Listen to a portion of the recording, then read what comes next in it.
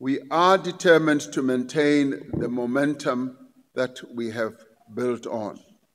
We must therefore be concerned when reports emerge and allegations are made to threaten and to undermine the stability and effectiveness of these institutions. I have recently established 2 commissions of inquiry that in different ways will interrogate aspects of our criminal justice system. The first one is chaired by Judge Sisi Kampempe, which will look to the past.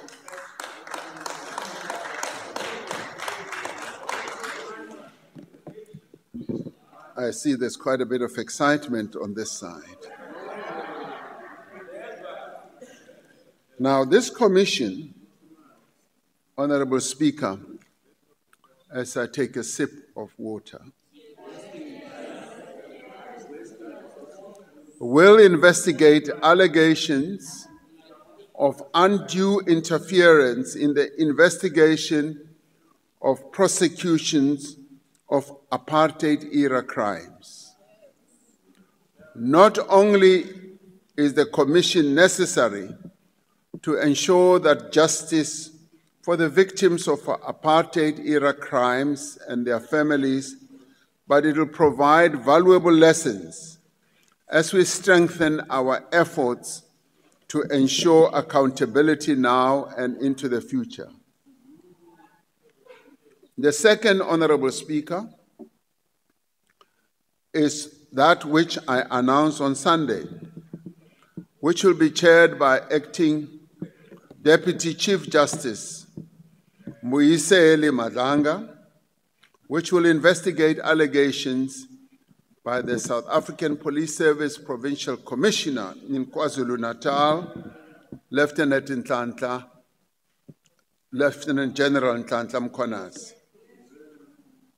Lieutenant General Mkhwanazi alleged that the Minister of Police had interfered with sensitive police investigations and colluded with business people, including a murder accused, to disband the political killings task team based in KwaZulu-Natal. Now, these allegations are serious. They are also untested. It is therefore necessary that we establish the facts through an independent, credible, and thorough process so that we can ensure that there is accountability as well as safeguard public confidence in the police service. It is therefore strange that some people have voiced strong opposition to the establishment of this inquiry. Some have even said that I should take immediate punitive steps against Mr. Senzo Mchunu on the basis of untested allegations.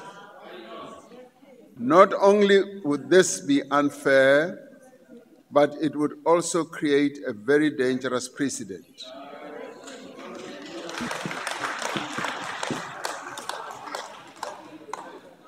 Now, on this one, the Commission should be allowed to do its work.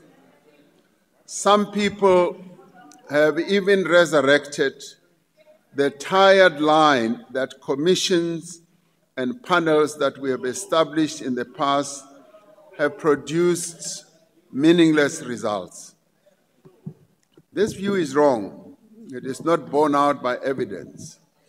In 2018, we established a commission on the South African Revenue Service chaired by Judge Robert Nugent.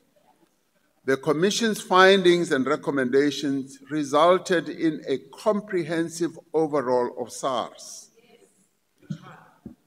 It also resulted in the governance structures of SARS and the operational capability of SARS being revamped. This has enabled SARS to significantly increase revenue collection, improve compliance, and recover substantial sums of unpaid tax.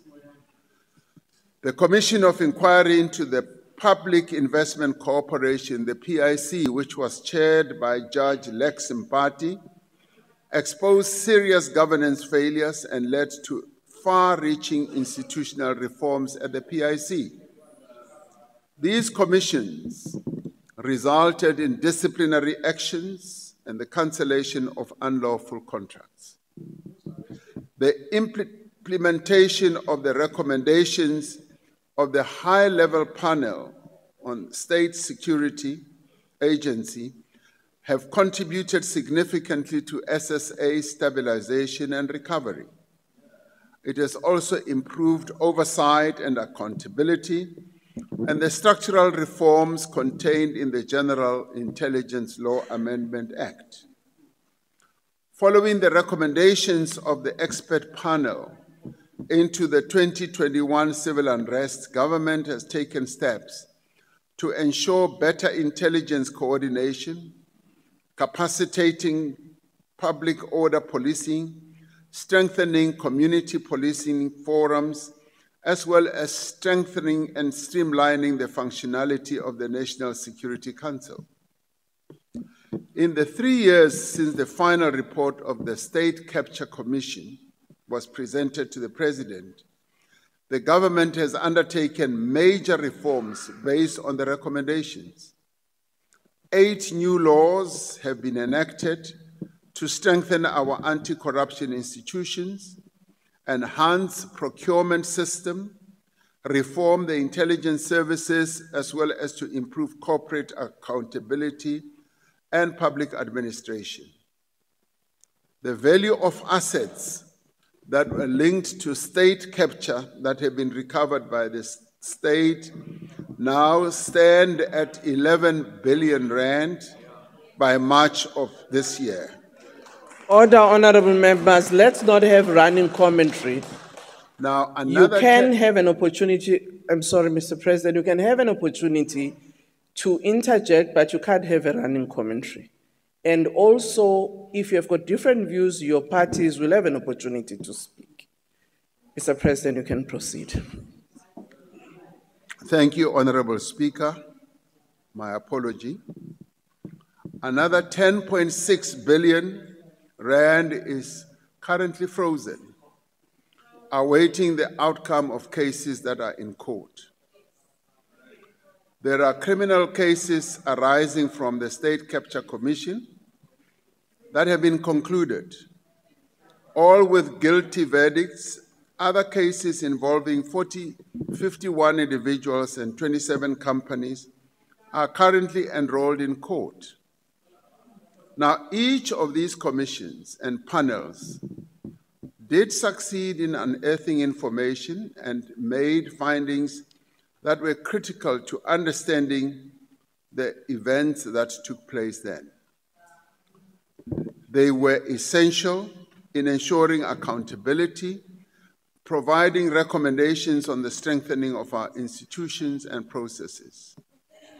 Now, these commissions and panels show that a government does take responsibility and that it is committed to being transparent and accountable and does not fear independent scrutiny. Honorable Dubate, can you please switch your gadget? Switch off? You can proceed. Honorable Speaker, we continue to make progress in all these matters since its establishment last year. The NPA's Investigating Directorate Against Corruption has authorized over 120 matters involving more than 215 of the most high-profile state capture corruption accused. Over 80 cases are currently under investigation and approximately 40 of them have already been enrolled. The NPA itself is using new technology to conduct complex investigations through the rapid, efficient analysis and documentation of digital evidence. South Africa has substantially completed all 22 action items that were contained in the action plan adopted when South Africa was grey-listed in February 2023. Now, this paves the way for an on-site visit, which is the final step before FATF can delist South Africa. We are at the midpoint of the implementation of the strategic plan on gender-based violence and femicide. Yet violence against women and children continues unabated. It remains a pandemic that shames the men of our nation. While we can point to progress in responding to instances of gender-based violence, from clearing the historical DNA backlog to increasing conviction rates and improving victim services in police stations, our greatest challenge is to prevent gender-based violence incidents from taking place in the first place. Our efforts to prevent gender-based violence needs special focus.